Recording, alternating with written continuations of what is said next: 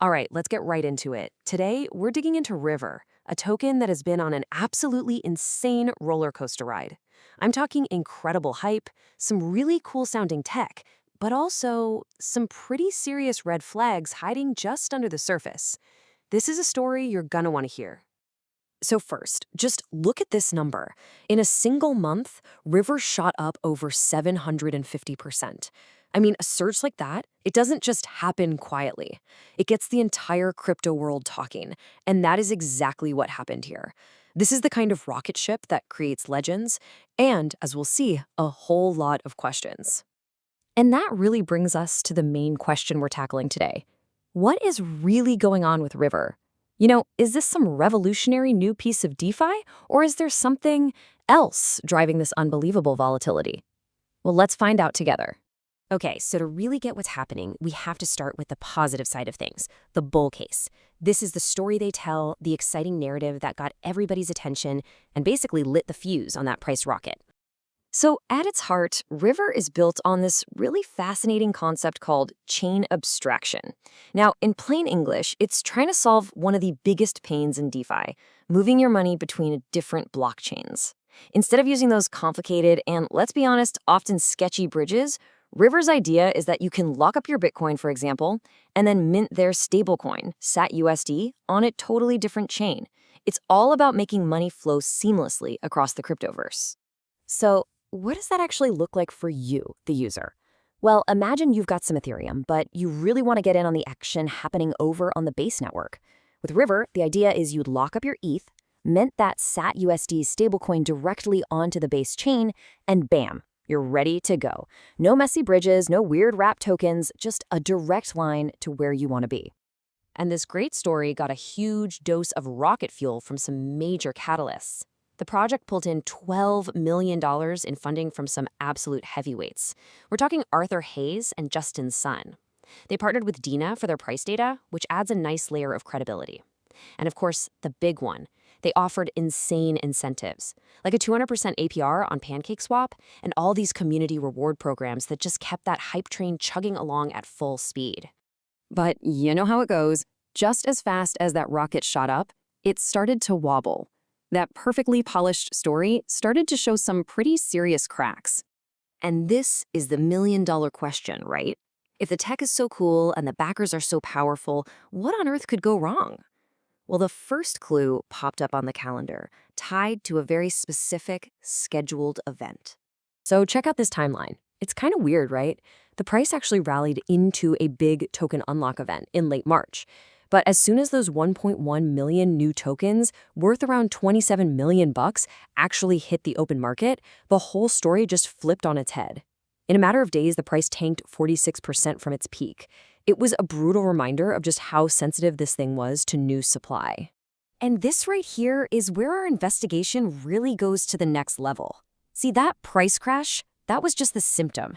The real disease was something that the on-chain detectives had been warning about for a while. To really understand River, you gotta pop the hood and look at the engine. And now we get to the real juicy part of this whole story. We're moving past the marketing, past the price charts, and into the on-chain data that reveals some pretty big flashing red flags. This quote from the analytics platform CoinGlass just hits you right between the eyes. It perfectly sets the stage for what we're about to uncover. They're basically saying that River's price isn't moving because of normal buying and selling. No, they're calling it price engineering.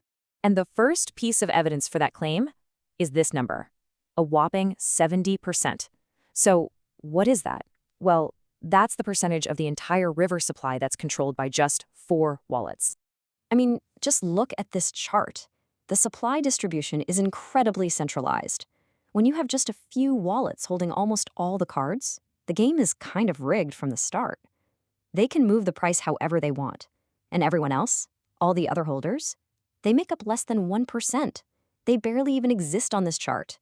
And this level of control isn't just about who's holding the tokens. Oh no, it gets even crazier when you look at the derivatives market.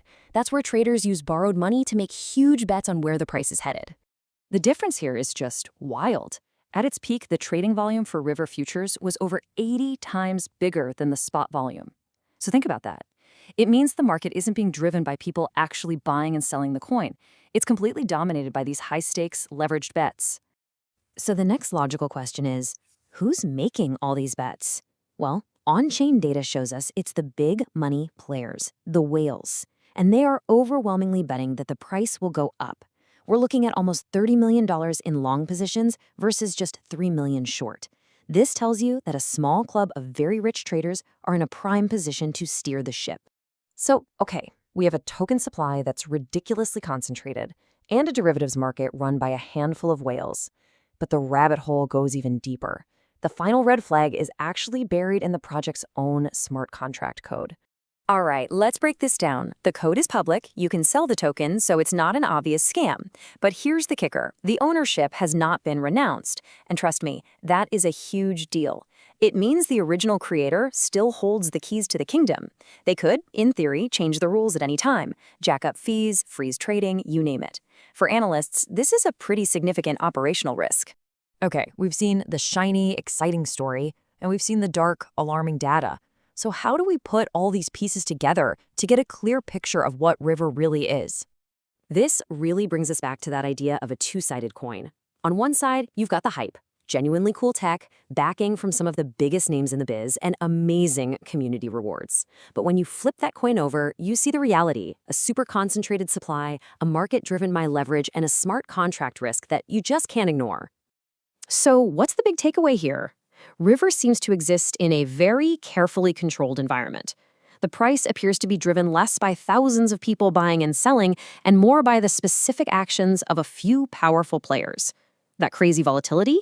It isn't random. It's often tied to specific events, like those token unlocks or when big leveraged positions get wiped out. This isn't your classic supply and demand asset. It's more like a financial instrument being played inside a tightly controlled sandbox.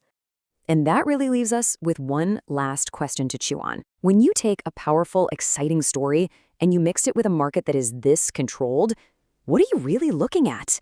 Is it a free and open market? Or is it something more like a machine, precisely engineered to get a specific result?